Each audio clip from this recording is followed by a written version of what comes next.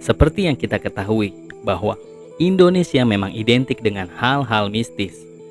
Banyak cerita horor Indonesia yang beredar di masyarakat dan menjadi perbincangan hingga ke generasi selanjutnya. Mulai dari urban legend, mitos, klinik, dan lainnya. Jadi, jangan heran jika ada banyak cerita seram yang bisa kamu temukan di Indonesia. Uniknya, setiap daerah yang ada di Indonesia memiliki cerita horornya sendiri. Hal ini terbukti dengan adanya berbagai macam hantu yang berasal dari daerah tertentu dan sudah diceritakan secara turun-temurun.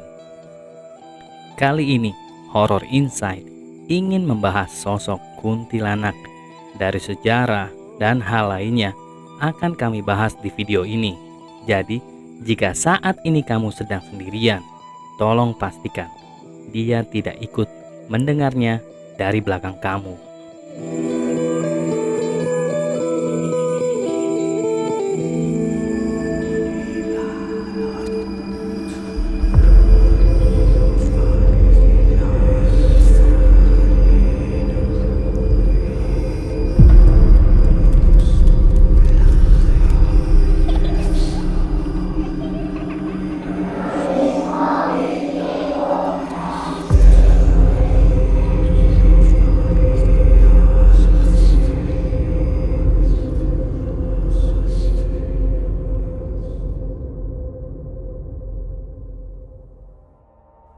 Kuntilanak atau Pontianak atau sering disingkat Kunti merupakan hantu yang dipercaya bersumber dari perempuan hamil yang tutup usia atau wanita yang meninggal karena melahirkan dan anak tersebut belum sempat terlahir. Mitos ini mirip dengan mitos hantu Langsuir yang dikenal di Asia Tenggara, terutama di Nusantara Indonesia. Mitos hantu kuntilanak sejak dahulu juga telah dijadikan mitos yang umum di Malaysia setelah dibawa oleh imigran-imigran dari Nusantara. Umumnya, kuntilanak digambarkan sebagai wanita cantik berambut panjang dan berbaju panjang berwarna putih. Dalam cerita rakyat Melayu, sosok kuntilanak digambarkan dalam bentuk wanita cantik dengan punggung berlubang. Kuntilanak ini digambarkan senang meneror penduduk kampung untuk menuntut balas. Kuntilanak sering dikatakan muncul pada malam bulan purnama dan selalu diiringi harum bunga Kamboja. Konon, laki-laki yang tidak berhati-hati bisa dibunuh sesudah kuntilanak itu berubah wujud menjadi hantu penghisap darah. Dalam cerita seram dan film horor di televisi Malaysia, kuntilanak juga digambarkan bisa membunuh manusia dengan cara menghisap darah di bagian tengkuk, seperti layaknya vampire. Agak berbeda dengan gambaran menurut tradisi Melayu.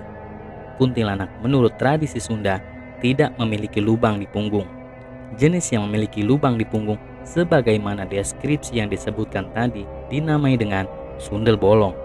Kuntilanak juga konon menyukai pohon tertentu sebagai tempat bersemayam, misalnya pohon waru yang tumbuh condong ke samping. Di pohon tersebut, ia duduk bersemayam dan sesekali mengeluarkan suara tawanya yang melengking, sehingga membuat orang ketakutan apabila mendengarnya. Berdasarkan kepercayaan dan tradisi masyarakat Jawa, kuntilanak tidak akan mengganggu wanita hamil bila wanita tersebut selalu membawa benda-benda tajam seperti jarum, peniti, ataupun gunting. Menurut kepercayaan masyarakat Melayu, benda tajam seperti paku bisa menangkal serangan kuntilanak. Ketika kuntilanak menyerang, paku ditancapkan di lubang yang ada di belakang leher kuntilanak. Sementara dalam kepercayaan masyarakat Indonesia lainnya, lokasi untuk menancapkan paku bergeser ke bagian atas, yaitu bagian ubun-ubun kuntilanak. Di dalam kepercayaan agama Samawi, yaitu Islam, Nasrani, dan Yahudi, kuntilanak termasuk dari golongan jin kafir atau setan. Di dalam Islam, kuntilanak termasuk golongan jin dari jenis hafaf atau jin yang suka mengganggu dan menakut-nakuti manusia dan juga mengaku-ngaku sebagai arwah seseorang yang telah tiada. Sekarang, kita sedikit menjauhkan pandangan kita dengan kuntilanak atau Pontianak yang bersemayam di Indonesia dan Malaysia. Karena menurut cerita yang beredar, ada juga hantu dari berbagai negara yang jenis dan ciri-cirinya sama dengan kuntilanak yang kita ketahui saat ini. Dari beberapa referensi yang kami dapat, mari kita lihat penampakannya. Yurei, hantu kuntilanak asal Jepang. Di negara Jepang, kuntilanak disebut sebagai Yurei. Hantu ini memiliki bentuk kulit yang pucat, berambut panjang, acak-acakan, dan berjalan mengambang. Yurei dipercaya sebagai kuntilanak yang mati karena pembunuhan atau kecelakaan. Dia biasanya akan kembali ke dunia manusia untuk menuntut balas atas kematiannya. Banshee, kuntilanak menakutkan asal Irlandia. Banshee merupakan kuntilanak asal Irlandia yang memiliki wujud wanita berwajah menyeramkan dan rambut panjang berantakan. Banshee dipercaya menjadi makhluk pembawa sial yang menandakan adanya kematian yang sudah dekat. The White Lady, kuntilanak asal Skotlandia. Di Inggris, hantu kuntilanak disebut The White Lady. Sama seperti Banshee, hantu ini juga dipercaya sebagai pertanda kematian. The White Lady juga dipercaya sebagai jelmaan wanita yang meninggal karena bunuh diri. Phi Tai Hong, kuntilanak negara Thailand. Sama seperti kuntilanak yang lain, Phi Tai Hong adalah hantu wanita yang meninggal dalam keadaan tidak wajar, yakni karena pembunuhan dan kecelakaan.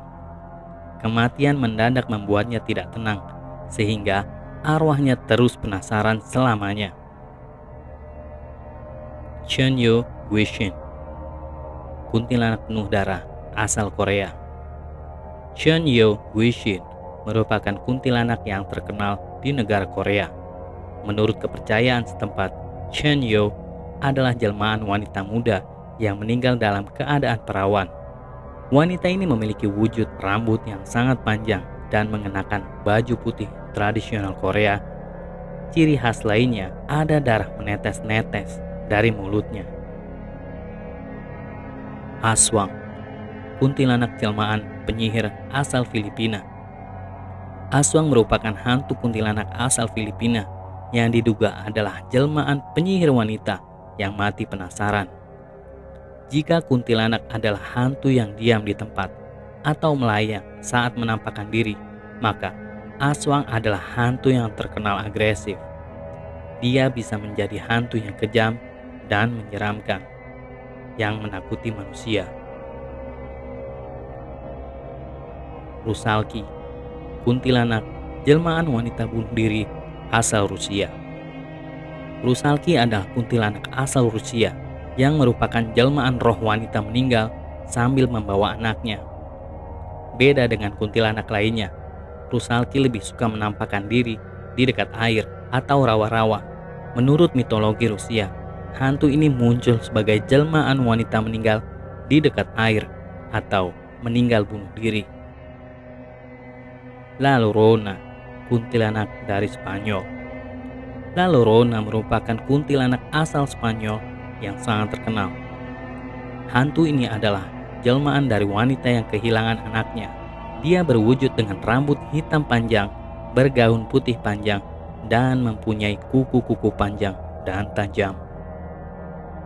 Sekarang, apa kalian pernah bertemu dengan jenis-jenis kuntilanak yang seperti disebutkan barusan?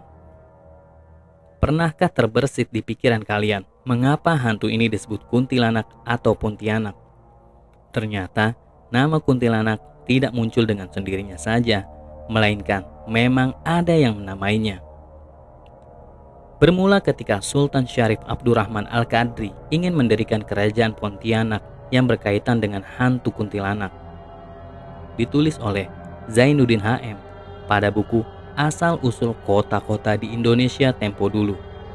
Menurutnya, nama Pontianak tak lepas dari kisah hantu kuntilanak yang selalu mengganggu Sultan Syarif Abdurrahman Al-Qadri.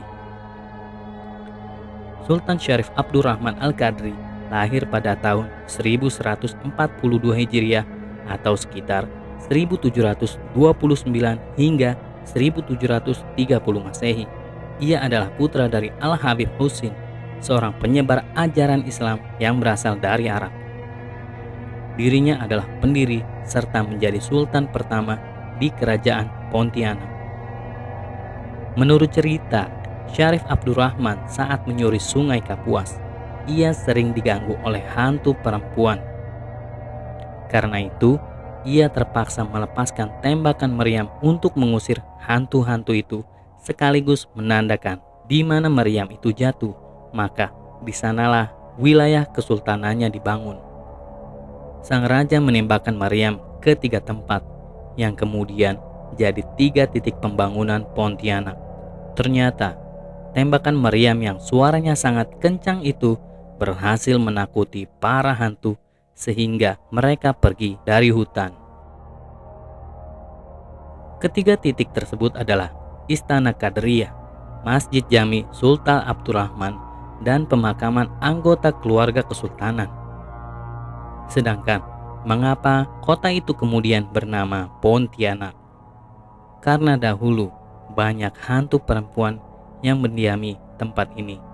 Warga lokal sering menyebutnya dengan nama Puntianak. Nama Puntianak merupakan singkatan dari Puan atau perempuan mati beranak.